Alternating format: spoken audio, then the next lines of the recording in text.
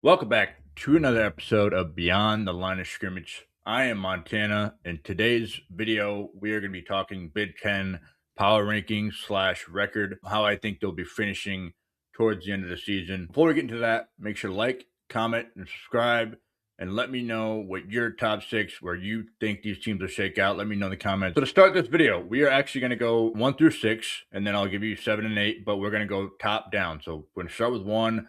I think these first few teams are pretty normal. Like everybody kind of understands where they're going to be. So I think we should just start with that. I think the middle of the Big Ten is kind of where the shakiness starts to start, and then we kind of also don't know if these teams will be good or these teams will be a little worse this year. These teams will also all be decent. Okay, there's 18 teams in the Big Ten. We can only name 6 to 7 and 8. Record-wise, these teams could be pretty good regardless of where they're at in the rankings. My number 1 is going to be Oregon. Obviously, the unquestioned quarterback, Dante Moore. I think he's going to have a great year. They finally have a healthy receiver group, returning Stewart, McCullen, their tight end, Johnson. I think their biggest question mark will probably be their offensive line. They're losing 3 starters. You just got to find your best 5. They're bringing some transfers. That defensive line, they return all 4 starters, Alexander, Washington, Ukulele. They add Coy Parrish from Minnesota to the portal. They got to replace Dylan Dienerman from last year from Purdue. They retain Brandon Finney at corner. He had that awesome game against Texas Tech in the playoff. September 26th will be their first test against USC. And then they travel to Ohio State in November, and then they get a back-to-back against Michigan. So November will be their biggest stretch. I think that's where they'll play their best football. At number 2, I have Indiana. Certainly a ton of belief from myself and Kirk Zanetti. He's going to figure it out. Josh Hoover, their TCU transfer quarterback. Turbo Richard, we talked about last week. Nick Marsh added to the portal. You still have Charlie Becker, your first team All Big Ten. Carter Smith, Drew Evans, Bray Lynch on the offensive line. Just got to fill a few holes there. Defensively, return Tyreek Tucker, Mario Landino on the D line.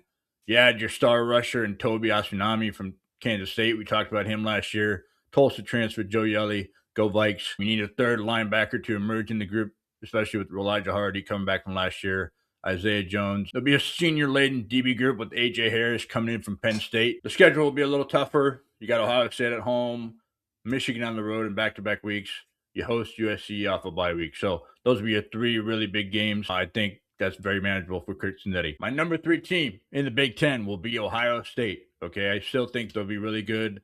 They lose a lot of good leadership, especially defensively, production as well. I'm not sure if I trust Arthur Smith all that well, especially from his NFL background.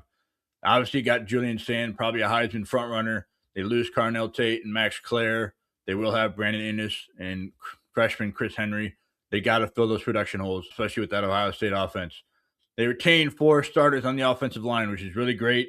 They bring a ton of experienced transfers on the D-line.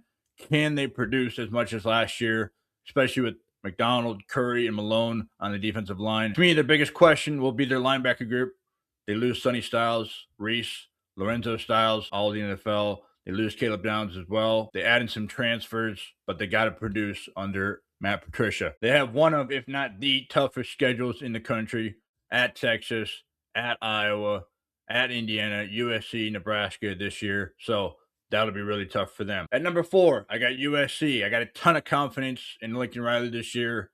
He says the alignment's very strong. He believes that they're equipped to win this year, so you got to trust him. He has that kind of glow about him at media days. Obviously, you got Jaden Mayava back, your quarterback. Your running back duo tandem of Wayman Jordan and King Miller this year will be back. You lose your top 3 receivers in terms of production. You got to find some new rhythm, especially with that quarterback. Younger talent's going to have to step up. You bring back 5 linemen with 7+ starts last year, not to mention their number 1 recruiting class. Riley says it'll be his best D-line in Southern Cal with Cameron Crawford, Jamal Jarrett, Braylon Shelby, Zariah Fisher from Penn State. You return your number 1 tackler, Desmond Stephens. You added transfers from Washington and Georgetown. Hopefully they can fill those gaps. You add in corner Jontez Williams from Iowa State. He's really good. Iowa fans know about him. They will need to produce, but younger depth definitely has to step up. You got Oregon, Washington, Ohio State at home. You got Indiana at Penn State. That'll be a really tough schedule, but they do have the talent this year to do it. At number 5, I actually have Penn State. I don't believe they're the 5th best team, but I do believe they have an easy schedule to get through it. So They have Iowa State's roster basically reincarnated. Rocco Beck, obviously their quarterback from Iowa State. Matt Campbell's year one. Carson Hansen, James Peoples from Ohio State. Those would be two really strong running backs. I'm not really high on their wide receiver group with the Iowa State transfers, but I love their tight end group with Ben Bramer and Burkle, Gabe Burkle, the tight end. 7 transfers on the offensive line. They got the All-American Anthony Dunco, offensive tackle. Their centers should be really good. I think offensively they could be able to run the ball, kind of fit that Big Ten style of play. They lose all 4 starters on the defensive line, so that's probably their biggest loss. Zane Durant, Denai Dennis Sutton. Those are a few notable names. They could be solid with some transfers. They're switching to a 4 down front, so 4-2-5 or 4-3, just to kind of fit that Big Ten style of play. You get Tony Rojas back from injury. Remember, he got injured last year in that Oregon game, and he didn't play for the remainder of the year. So you got 3 decent Iowa State transfers, and you add Tony Rojas to that group. Matt Campbell thinks that's his best group he's ever had. You have 3 Iowa State transfers with that back 4. Jeremiah Cooper, Marcus Neal leading the group. They'll be solid, but again, you got to produce. You got to be able to bring that energy over from Iowa State to Penn State. Your biggest games of the year. October 10th and 17th, USC and Michigan. The schedule is really manageable year one for Matt Campbell. Their ranking flexibility, their range is wild because you could finish in the top half of the Big Ten. You could also finish in the kind of middle pack. That's just from if you lose to both Michigan and USC, where you're going to be at. They could win all their games, honestly. Especially with their home field advantage. I just don't think they're really a passing threat. Not that I don't like Rocco Beck, but just that I don't respect their receivers probably enough. At number 6, the good old Iowa Hawkeyes. Obviously, there's a big quarterback battle going on. Hank Brown versus Jeremy Iglinski. They're both really solid, according to Tim Lester. They returned 44% of their production. Okay, that's probably their biggest, to theme this Iowa Hawkeye team this year. They returned Kamari Moulton at running back. LJ Phillips from South Dakota. He's a bowling ball. Their running back room should be really good. RVZ, Dayton Howard.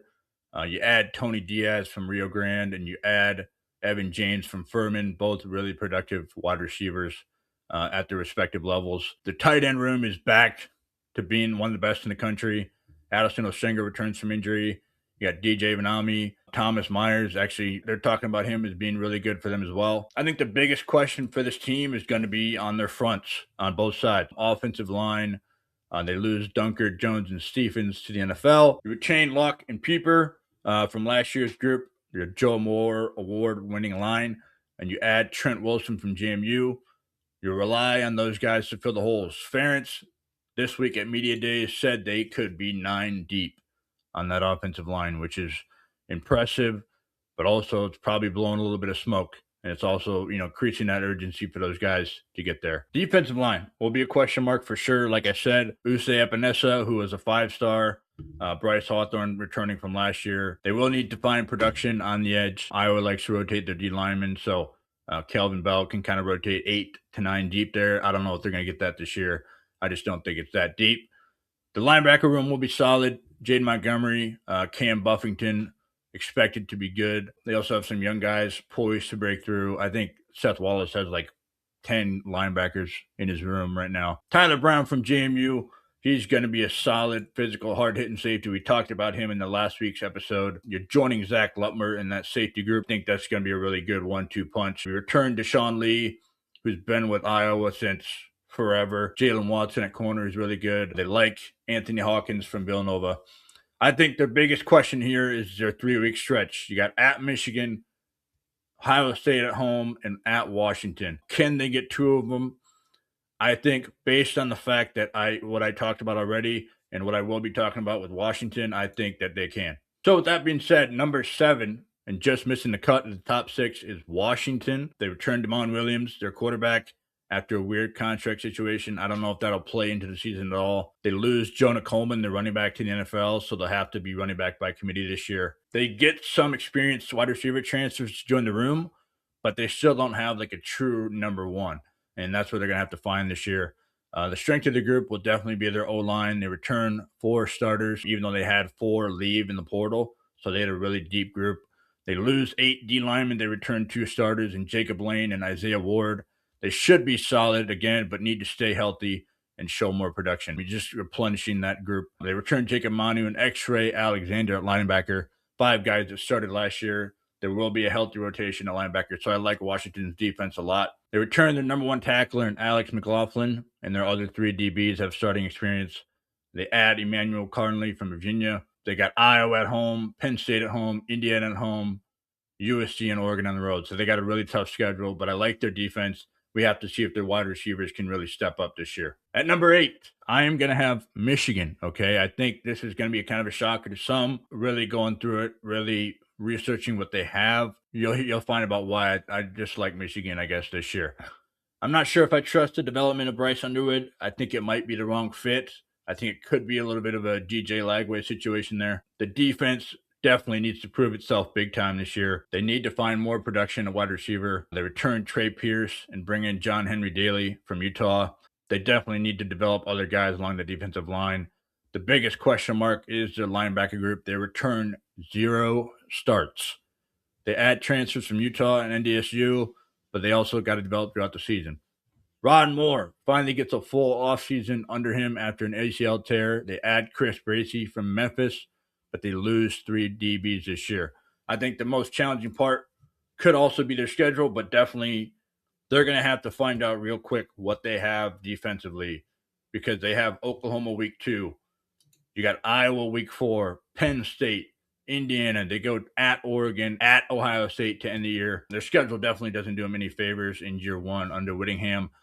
But even being 8th in the Big Ten rankings, I still think they could finish 8-4, 9-3. But you also could have that possibility where you could lose 5 of those tough games. Going to Penn State's not easy to do, even if their team's a little down this year. Playing Iowa is never easy to do. Obviously, Oklahoma, I think, is going to be really good. Ohio State's going to be good. Oregon's going to be good. So it's not necessarily that I'm really down on Michigan. It's just that they are going to be a prove-it team to me. Bryce Underwood and Jason Beckett, OC. They've just got to figure it out. So that is my top 6 plus Washington and Michigan this year. Let me know what you guys think. I kind of just went through a lot of information with you there. It kind of went really fast, but I'm trying to keep the episodes a little shorter. I think that would set up for a Oregon-Indiana Big Ten championship. I think Oregon's the best team in the country as of right now. I also, kind of lean Miami a little bit. I just think Oregon's the most complete, especially defensively. And then I think they get their wide receivers back, which will be awesome for them. My next episode may be a playoff prediction. If you remember last year, we made one with Cody, and that did not go so hot because Penn State, Clemson, Florida, I guess, kind of didn't live up to expectations. So that'll be the next episode. Let me know what you guys think of this one. I'm Montana. Again, remember to like, comment, subscribe. Peace out.